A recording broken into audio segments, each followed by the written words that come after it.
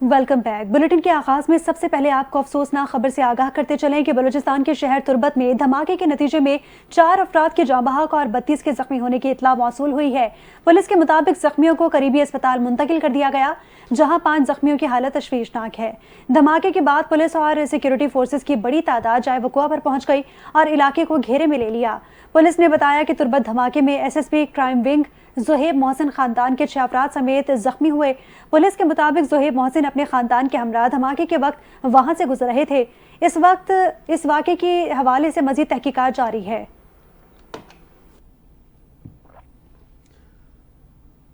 اور اب ذکر ہوگا کرم کا، جہاں امن کی کوششوں کو دھچکا لگ گیا۔ شرپسندوں کی کرم کے علاقے بگن میں گاڑی پر فائرنگ، ڈپٹی کمشنر جاوید اللہ محسود سمیت 5 افراد زخمی ہو گئے۔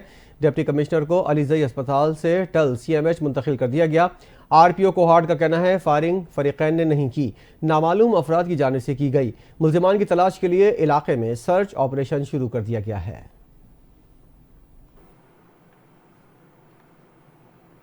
وزیر اعلیٰ خیبر پختونخوا کی بگن میں گاڑیوں کے قافلے پر فائرنگ کی مذمت۔ وزیر اعلیٰ علی امین گنڈاپور نے اعلیٰ حکام سے واقعے کی رپورٹ طلب کر لی ہے۔ وزیر اعلیٰ کا ڈی سی کرم اور دیگر زخمیوں کی جلد صحتیابی کے لیے دعا۔ وزیر اعلیٰ علی امین گنڈاپور نے کہا کہ کرم امن معاہدے کے بعد اس طرح کا واقعہ انتہائی افسوسناک ہے۔ فائرنگ میں ملوث عناصر کے خلاف سخت کارروائی عمل میں لائی جائے گی۔ حکومت امن کی بحالی اور عوام کو درپیش مشکلات حل کرنے کے لیے پرعزم ہے۔ وزیر اعلیٰ خیبر پختونخوا علی امین گنڈاپور نے مزید کہا، ایسے عناصر کو کیفر کردار تک پہنچانے میں حکومت انتظامیہ کے ساتھ تعاون کرے۔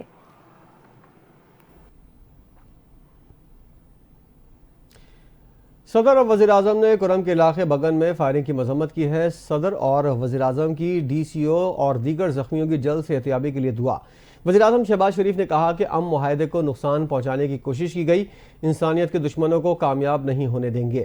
حکومت اور سیکیورٹی فورسز دہشت گردوں کے خلاف سرگرم عمل ہیں۔ صدر مملکت آصف زرداری نے امن دشمنوں کے خلاف سخت کارروائی پر زور دیا۔ صدر نے کہا کہ عوام کے دشمن شرپسند عناصر فساد پھیلانا چاہتے ہیں، عوام شرپسندوں کو مذموم مقاصد میں کامیاب نہ ہونے دیں۔ سرکاری ذرائع کا کہنا ہے کہ امن کمیٹیوں کی گارنٹی کے باوجود فائرنگ کا ہونا تشویشناک ہے۔ صبح 10:35 پر قافلہ روانہ ہونے سے قبل مذاکراتی ٹیم سڑک کھلوانے کے لیے مذاکرات کر رہی تھی کہ اسی دوران تقریباً 40 سے 50 مسلح شرپسندوں نے ڈیپٹی کمشنر جاوید محسود اور سرکاری گاڑیوں پر فائرنگ کی۔ حملے میں ڈیپٹی کمشنر، پولیس کے 3 اور ایف سی کے 2 اہلکار زخمی ہوئے۔ ذرائع کا بتانا ہے کہ مقامی لوگ ان عناصر کے خلاف متحد نہ ہوئے تو نقصان ان کا اپنا ہوگا۔ عوام چھپے امن دشمنوں کو پہچانے اور ان کے خلاف کھڑے ہوں۔ ایسی کارروائیاں جاری رہیں تو ادارے پوری قوت سے حرکت میں آ کر ایکشن لیں گے۔ سرکاری ذرائع کے مطابق کمیٹیوں نے یقین دہانی کرائی تھی کہ امن خراب کرنے کی اجازت کسی کو نہیں دی جائے گی۔ ذرائع کا کہنا ہے کہ حملے نہ صرف قافلے کو روک دیا بلکہ عوام کو مزید مشکلات سے دوچار کر دیا ہے۔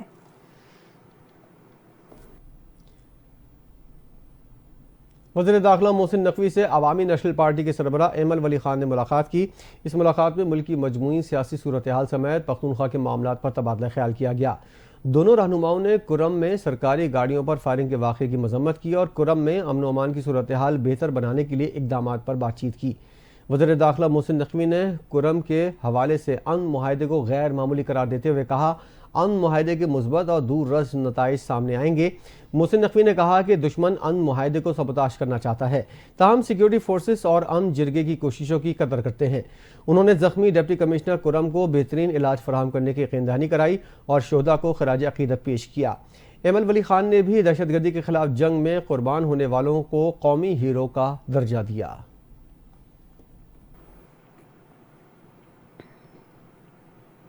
مشیر اطلاعات خیبر پختونخوا بیرسٹر سیف نے کہا ہے کہ حالات مکمل طور پر قابو میں ہیں۔ سیکیورٹی اہلکاروں کے حالات کنٹرول کر لیے۔ ڈیپٹی کمشنر کو علی زئی اسپتال سے ٹل سی ایم ایچ منتقل کر دیا گیا۔ ٹل میں ڈیپٹی کمشنر کو طبی سہولیات فراہم کی جا رہی ہیں۔ ڈیپٹی کمشنر کی سرجری جاری ہے، حالت خطرے سے باہر ہے۔ بیرسٹر سیف نے مزید کہا کہ زخمی ڈیپٹی کمشنر کے ساتھ سی ایم ٹل میں موجود ہیں۔ کمشنر کوہاٹ اور ڈی آئی جی سمیت دیگر حکام بھی موجود ہیں۔ بیرسٹر سیف نے گفتگو کرتے ہوئے مزید کہا، حملہ نامعلوم شرپسندوں کی مذموم سازش ہے، علاقے میں کلیئرنس کا عمل جاری ہے، عنقریب قافلے کو دوبارہ روانہ کیا جائے گا۔ وزیر اطلاعات پنجاب عظمہ بخاری نے اپنے بیان میں کہا ہے کہ کرم میں امن معاہدے کے باوجود ڈپٹی کمشنر پر حملہ قابل مذمت ہے۔ کچھ قوتیں کرم میں امن قائم نہیں ہونے دینا چاہتی کیونکہ صوبائی حکومت کا فوکس صوبے پر کم اڈیالہ جیل کے قیدی پر زیادہ ہے۔ انہوں نے مزید کہا کہ مریم نواز پنجاب میں بیٹھی ہیں لیکن ان کو پارا چنار کے بہن بھائیوں کی فکر ہے۔ علی امین گنڈاپور کو 2 ماہ میں 1 مرتبہ بھی کرم جانے کی توفیق نہیں ہوئی۔ عظمہ بخاری نے کہا کہ تحریک انصاف کے پی میں 12 سال سے اقتدار میں ہے، اس کے باوجود صوبے میں امن و امان، دہشت گردی اور بے روزگاری بنیادی مسائل ہیں۔ اس کی وجہ سے عوام پریشان ہیں۔ لگتا ہے کے پی حکومت کی صوبے میں رٹ ختم ہو چکی ہے۔ خیبر پختونخوا کے دارالحکومت پشاور میں ایک کار پر فائرنگ کے نتیجے میں 5 افراد جاں بحق ہو گئے۔ پولیس نے واقعے کو ذاتی دشمنی کا شاخسانہ قرار دے دیا۔ پولیس نے بتایا کہ زخمی شخص کو فوری طبی امداد کے لیے اسپتال منتقل کر دیا گیا ہے۔ واقعے کے فوراً بعد پولیس کی بھاری نفری جائے وقوع پر پہنچ گئی اور فرار ملزمان کی تلاش شروع کر دی گئی ہے۔ ذرائع نے مزید بتایا کہ ورسک روڈ دیگی کے علاقے میں پولیس کو الرٹ کر دیا گیا ہے۔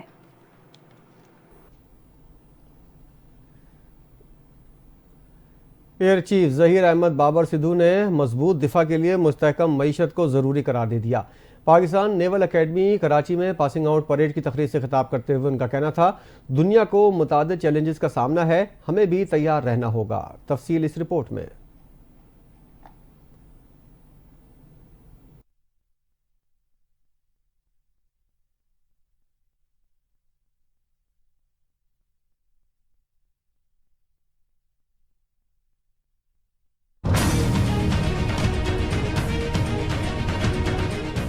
ایئر چیف ظہیر احمد بابر سدھو نے مضبوط دفاع کے لیے مستحکم معیشت کو ضروری قرار دے دیا۔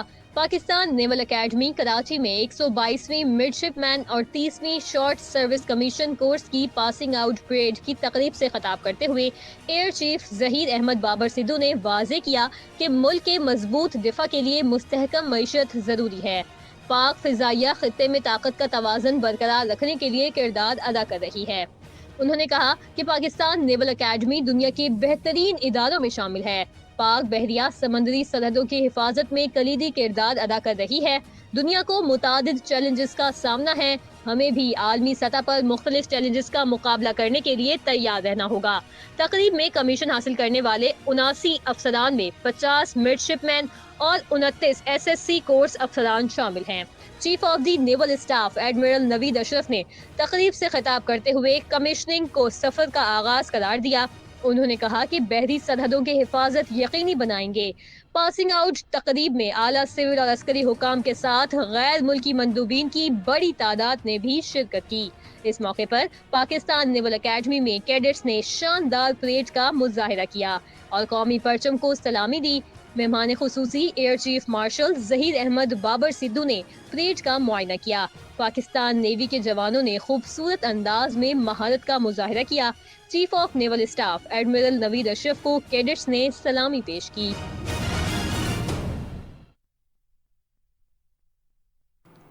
لاہور میں وفاقی وزیر منصوبہ بندی احسن اقبال نے تقریب سے خطاب کرتے ہوئے کہا کہ معیشت کی مضبوطی کے لیے تربیت یافتہ نوجوانوں کی ضرورت ہے۔ سالانہ 2 لاکھ نوجوانوں کو IT کی تربیت دی جائے گی۔ پاکستان کی ثقافت اور سافٹ امیج کو دنیا کے سامنے لانا ہوگا۔ اسلام آباد میں ڈبنگ سہولت مرکز قائم کیا تاکہ آرٹ اور فلم کلچر کو فروغ دیا جا سکے۔ احسن اقبال نے مزید کہا، ملک کی ترقی کے لیے سب کو اپنا کردار ادا کرنا ہوگا۔ ہم سب پاکستانی ہیں، مل کر معاشرے سے نفرت، انتشار اور انتہا پسندی کو ختم کرنا ہوگا۔ منفی سیاست کے خاتمے سے ہی معاشرتی استحکام آ سکتا ہے۔ اور اب خبر یہ ہے کہ وزیراعظم شہباز شریف نے وفاقی کابینہ میں آئندہ ہفتے توسیع کا فیصلہ کر لیا ہے۔ موجودہ وفاقی کابینہ 24 ارکان پر مشتمل ہے۔ وفاقی کابینہ میں 18 وفاقی وزراء، 2 وزراء مملکت، 1 مشیر اور 3 معاونین خصوصی شامل ہیں۔ نئے وزراء سے 9 یا 10 جنوری کو حلف لیے جانے کا امکان ہے۔ نئی کابینہ میں بطور وزراء حنیف عباسی، طارق فضل چودھری، پیر عمران شاہ، ڈاکٹر توقیر شاہ اور طلال چودھری سمیت دیگر افراد کو کابینہ میں شامل کیا جا سکتا ہے۔ گورنر پنجاب نے کہا کہ اس وقت ضرورت ہے کہ بلاول بھٹو وزیر اعظم پاکستان بن جائیں۔ ملک کو مسائل سے نکالنا ہے تو بلاول کو وزیر اعظم بنانا ہوگا۔ پیپلز پارٹی کے کسی کے ساتھ کوئی اختلافات نہیں ہیں۔ پیپلز پارٹی واحد جماعت ہے جو ملک کو مسائل سے نکال سکتی ہے۔ گورنر پنجاب سردار سلیم حیدر خان نے اپنے جاری کردہ بیان میں کہا، پیپلز پارٹی نے ہمیشہ ملک کے لیے قربانیاں دی ہیں۔ صدر آصف زرداری نے ملک کی خاطر پاکستان کھپے کا نعرہ لگایا۔ بہت جلد پیپلز پارٹی لاہور میں اپنا کھویا ہوا مقام حاصل کر لے گی، کیونکہ یہ واحد پارٹی ہے جس نے ہمیشہ عوام کی خدمت کی ہے۔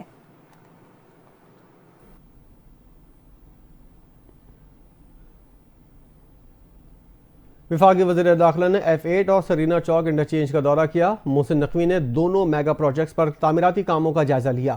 وزیر داخلہ کے انڈر پاس کے اطراف ہارٹی کلچر کے لیے احکامات جاری کیے۔ محسن نقوی نے کہا کہ پاکستان کی تاریخ میں پہلی بار انڈر پاس 42 روز میں مکمل کیا گیا۔ دونوں منصوبوں پر 3 شفٹوں میں کام جاری رکھا جائے۔ وزیر داخلہ نے نائٹ شفٹ میں تعمیراتی کام کی رفتار تیز کرنے کی بھی ہدایت کی۔ محسن نقوی نے کہا کہ منصوبوں کی تکمیل سے شہریوں کے سفر میں آسانی پیدا ہوگی۔ پی ٹی آئی نے مطالبات تحریری شکل میں نہ دیے تو مذاکرات میں مشکلات پیش آ سکتی ہے۔ سینیٹر عرفان صدیقی کا کہنا ہے کہ 12 دنوں میں مذاکرات 1 انچ بھی آگے نہیں بڑھے، کوئی پس پردہ متوازی مذاکرات نہیں ہو رہے۔ سیاسی قیدی ہونے کا تعلق فرد کی شناخت سے نہیں، جرم کی نوعیت پر ہے۔ انہوں نے کہا کہ کسی سیاستدان کو فوجداری مقدمات سے استثنا نہیں۔ پی ٹی آئی نے 45 لاپتہ افراد کا ذکر کیا تو لیکن کوئی فہرست نہ دی، ان کے نام بتائے۔ عرفان صدیقی نے مزید بتایا کہ مذاکراتی کمیٹی حکومت یا کسی اور ادارے کی طرف سے بانی پی ٹی آئی کو بنی گالہ بھیجنے کی کوئی پیشکش نہیں کی گئی۔ ہماری طرف سے پی ٹی آئی کو سول نافرمانی ختم کرنے کا یا کوئی اور مطالبہ نہیں کیا گیا۔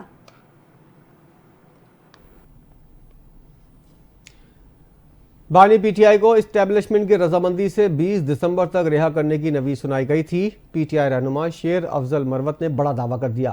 کہتے ہیں بانی پی ٹی آئی اور پارٹی کارکنوں کی رہائی قریب ہے۔ اس حوالے سے کئی مواقع پر براہ راست رابطے بھی کیے گئے۔ تفصیلات اس رپورٹ میں دیکھیے۔ پاکستان تحریک انصاف کے رہنما شیر افضل مروت نے حالیہ بیان میں دعویٰ کیا ہے کہ بانی پی ٹی آئی کو 20 دسمبر تک رہا کرنے کی نوید دی گئی تھی اور یہ پیشکش اسٹیبلشمنٹ کی رضامندی سے کی گئی تھی۔ ان کا کہنا تھا کہ بانی پی ٹی آئی اور پارٹی کارکنوں کی رہائی قریب ہے اور اس حوالے سے کئی مواقع پر براہ راست رابطے بھی کیے گئے ہیں۔ شیر افضل مروت نے مزید بتایا کہ 24 نومبر کے احتجاج سے پہلے پاکستان تحریک انصاف کو تجویز دی گئی تھی کہ بانی پی ٹی آئی کو نتھیا گلی منتقل کیا جائے اور اس مقصد کے لیے گورنر ہاؤس کی صفائی ستھرائی بھی کی گئی تھی۔ تاہم پاکستان تحریک انصاف نے نتھیا گلی منتقلی کی تجویز کو مسترد کر دیا تھا۔ رہنما پاکستان تحریک انصاف نے مزید کہا تھا کہ بانی پی ٹی آئی کی رہائی کے بعد پارٹی کے احتجاج کی طاقت میں 10 گنا اضافہ ہو جائے گا۔ حکومت کچھ ضمانتیں چاہتی ہے تاکہ کسی بڑے احتجاج کو روکا جا سکے۔ انہوں نے کہا کہ یہ ضروری نہیں کہ پاکستان تحریک انصاف دوبارہ 26 نومبر جیسے احتجاج کا راستہ اختیار کرے، بلکہ کچھ رعایتیں بھی ہماری جانب سے دی جا سکتی ہیں۔ شیر افضل مروت نے اس بات پر زور دیا کہ حالیہ ضمانتوں کا مرکز کے عمل سے کوئی تعلق نہیں ہے۔ انہوں نے اس بات کی وضاحت کی کہ پاکستان تحریک انصاف کی عالمی سطح پر سرگرمیاں اور امریکی تنظیم اپنے طور پر اقدامات کر رہی ہے۔ پاکستان تحریک انصاف عالمی دباؤ بڑھانے کی کوشش کر رہی ہے تاکہ ملک میں بنیادی حقوق کی پامالی رک سکے۔ انہوں نے کہا کہ بشرا بی بی کی جانب سے حالیہ دنوں میں کوئی مداخلت سامنے نہیں آئی۔ پارٹی کی جانب سے اقدامات کا مقصد صرف اپنے حقوق کے تحفظ کے لیے عالمی سطح پر آواز اٹھانا ہے۔ انسداد دہشت گردی عدالت اسلام آباد نے پی ٹی آئی کے 26 نومبر کے احتجاج پر گرفتار 40 کارکنوں کی ضمانتیں منظور کر لیں۔ عدالت نے کارکنان کی 5,000 روپے کی مچلقوں کی عوض ضمانتیں منظور کی۔ جج ابوالحسنات ذوالقرنین نے کیس کی سماعت کی۔ عدالت نے ضمانتیں منظور کرتے ہوئے کارکنوں کو رہا کرنے کا حکم دے دیا۔ عدالت کا کہنا تھا کہ قانون کے مطابق تمام مقدمات کو میرٹ پر نمٹایا جا رہا ہے۔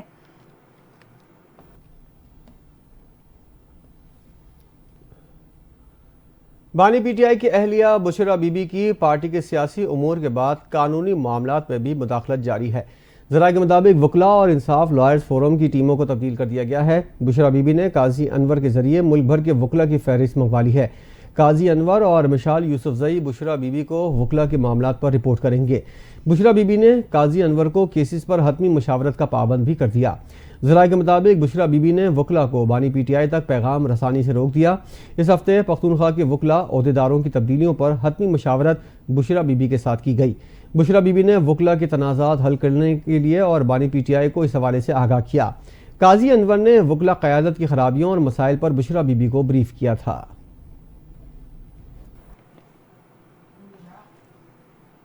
پاکستان سمیت دنیا بھر میں نابینا افراد کے رسم الخط بریل کا عالمی دن آج منایا جا رہا ہے۔ بریل رسم الخط کیا ہے، جانتے ہیں اس رپورٹ میں۔ دنیا بھر میں بریل رسم الخط کا عالمی دن آج منایا جا رہا ہے۔ بریل رسم الخط لوئی بریل کے یوم پیدائش کے موقع پر 4 جنوری کو منایا جاتا ہے۔ بریل رسم الخط ابھرے ہوئے حروف کو پڑھنے کا طریقہ ہے جو بصارت سے مرحوم افراد کے لیے فرانس کے نابینا استاد لوئی بریل نے 1834 میں ایجاد کیا تھا۔ لوئی بریل 3 برس کی عمر میں کسی حادثے کے نتیجے میں اپنی بینائی کھو بیٹھے تھے۔ بریل بنیادی طور پر 6 نقطوں پر مبنی نظام ہے جس میں ان نقطوں پر انگلیاں پھیری جاتی ہیں اور لکھی ہوئی تحریر کا مفہوم سمجھ لیا جاتا ہے۔ صدر مملکت آصف علی زرداری نے بریل رسم الخط کے عالمی دن کے موقع پر اپنے پیغام میں کہا کہ بریل رسم الخط کا عالمی دن منانے کا مقصد بینائی سے مرحوم افراد کے حقوق کے بارے میں آگاہی پیدا کرنا ہے۔ نابینا افراد کی تعلیم اور دیگر سہولیات تک رسائی بہتر بنانے کے عزم کا اعادہ کرتے ہیں۔ خصوصی افراد کی سماجی اور معاشی خود مختاری کے لیے علم تک رسائی ناگزیر ہے۔ بریل رسم الخط بصارت سے محروم افراد کے لیے تعلیم اور معلومات کا اہم ذریعہ ہے۔ صدر مملکت کا مزید کہنا تھا کہ خصوصی افراد کے حقوق کے تحفظ اور فلاح و بہبود کے لیے پرعزم ہیں۔ معذوری کے حامل افراد کے حقوق کے فروغ کے عزم کا اعادہ کرتے ہیں۔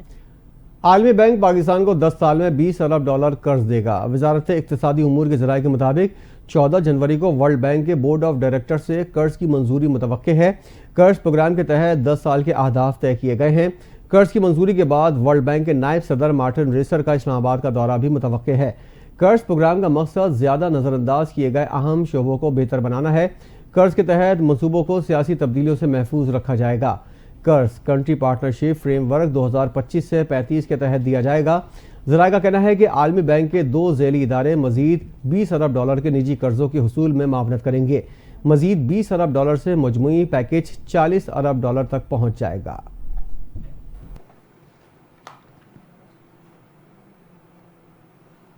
مہنگی بجلی سے پریشان صارفین میں شمسی توانائی کے استعمال کا رجحان بڑھ گیا۔ سولر انرجی کی نیٹ میٹرنگ درخواستیں بجلی کی مجموعی پیداواری صلاحیت سے بھی زیادہ ہو گئی۔ نیپرا دستاویز کے مطابق ملک میں اس وقت بجلی کی مجموعی پیداواری صلاحیت 46,000 میگا واٹ ہے، جبکہ 58,822 میگا واٹ کی نیٹ میٹرنگ کی درخواستیں منظوری کی منتظر ہیں۔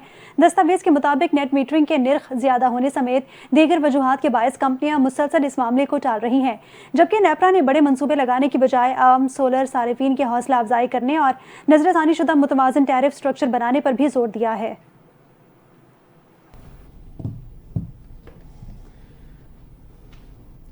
اسپیشل کمیونیکیشن آرگنائزیشن نے اہم اقدام اٹھاتے ہوئے گلگت اور آزاد کشمیر میں سافٹ ایئر پارکس قائم کرنے کا فیصلہ کیا ہے۔ آزاد جموں اور کشمیر میں 50 آئی ٹی پارکس اور فری لانسنگ ہبس کے قیام کے منصوبے کے تحت یہ 21واں منصوبہ ہے۔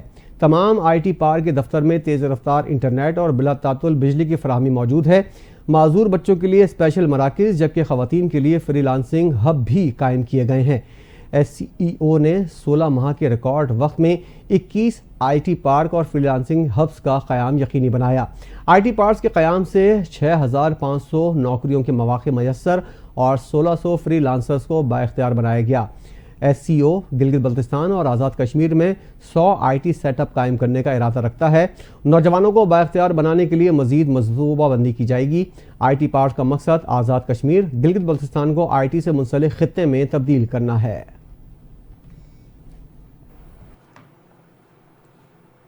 پاکستان انٹرنیٹ اور سوشل میڈیا ایپس کی بندش کے نتیجے میں ہونے والے مالی نقصانات کے لحاظ سے دنیا میں سر فہرست آ گیا۔ ملک کو $1 ارب 62 کروڑ کا نقصان ہوا۔ الیکشن انفارمیشن کنٹرول اور احتجاج کی وجہ سے جان بوجھ کر بندش انٹرنیٹ بند کیے جانے کی 3 بڑی وجوہات قرار دی گئیں۔ مزید دیکھیے اس رپورٹ میں۔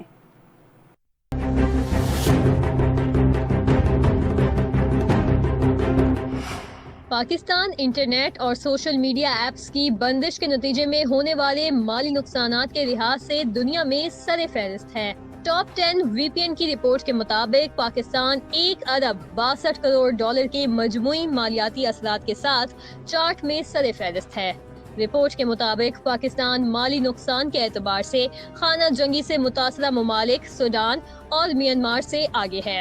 رپورٹ میں کہا گیا کہ عالمی سطح پر انٹرنیٹ میں خلل 88,788 گھنٹے جاری رہا، جس میں مجموعی طور پر $7 ارب 69 کروڑ کا مالی نقصان ہوا۔ رپورٹ کے مطابق 2024 میں پاکستان میں 3 بڑی وجوہات انتخابات، انفارمیشن کنٹرول اور احتجاج کی وجہ سے جان بوجھ کر انٹرنیٹ بند کیے جانے کے 18 واقعات رپورٹ ہوئے۔ یہ انٹرنیٹ کی بندش یا سست انٹرنیٹ 9735 گھنٹے جاری رہی اور تقریباً 83 ملین صارفین متاثر ہوئے۔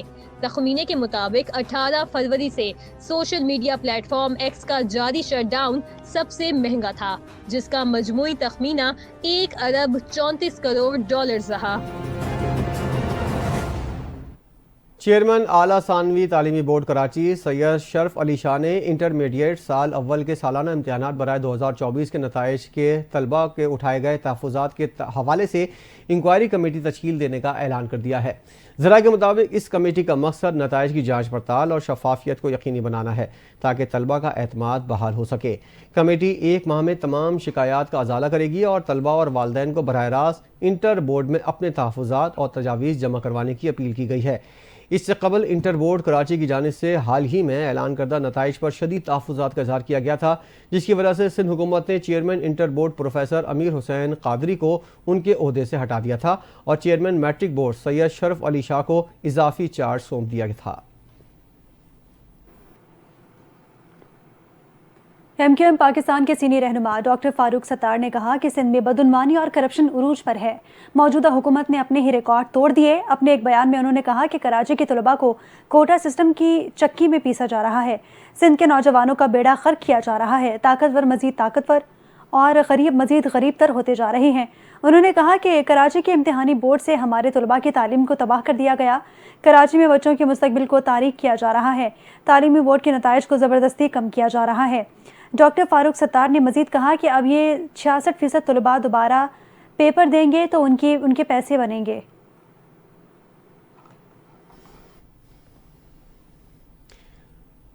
وزیر اعلیٰ سندھ مراد علی شاہ کا ریسکیو 1122 کے ہائی وے آپریشنز کی افتتاحی تقریب سے خطاب کرتے ہوئے کہنا تھا کہ ہائی وے ریسکیو آپریشن سروس سے لوگوں کی مشکلات کم ہوں گی۔ ریسکیو اہلکار اپنی جانوں پر کھیل کر لوگوں کی مدد کرتے ہیں، ہائی ویز اور کوسٹل ایریاز تک ریسکیو کی استعداد کار بڑھائیں گے۔ انہوں نے کہا کہ پوری کوشش کریں گے ریسکیو سروس میں مزید جدت لائی جائے تاکہ عوام کی خدمت ہو سکے۔ کراچی ایئرپورٹ پر آوارہ کتوں کی بہتات فلائٹ سیفٹی کے لیے خطرہ بن چکی ہے۔ آوارہ کتے جنرل ایویشن کے ٹیکسی وے پر آزادانہ گھوم رہے ہیں، جو کہ ٹیکسی وے سے گزرنے والے طیاروں سے ٹکرا سکتے ہیں۔ ذرائع نے بتایا کہ گزشتہ شام ایک آوارہ کتا طیارے سے ٹکراتے رہ گیا۔ جنرل ایویشن ہینگر سے روانہ ہونے والی پرواز حادثے کے اندیشے کے سبب منسوخ کرنا پڑی تھی۔ ذرائع کا بتانا ہے کہ پاکستان ایئرپورٹس اتھارٹی آوارہ کتوں کے ایئرپورٹ ایریا میں آمد روکنے میں ناکام ہے، جبکہ جنرل ایویشن ایریا میں تربیتی طیاروں کی آمد و رفت مسلسل جاری رہتی ہے۔ ذرائع نے مزید کہا کہ ماضی میں بھی آوارہ کتے مرکزی رن وے پر بھی گھومتے پائے جاتے ہیں۔